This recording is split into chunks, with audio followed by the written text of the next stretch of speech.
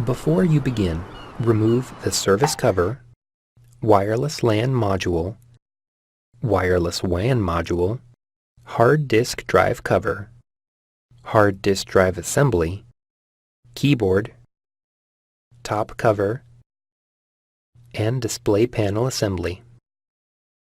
Removal.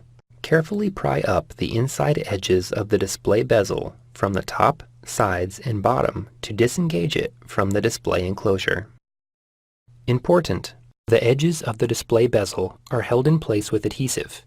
Take care when removing them from the display enclosure. Lift and remove the display bezel. Reverse this procedure to install the display bezel. Thanks for watching. Please click subscribe for more videos and weekly updates.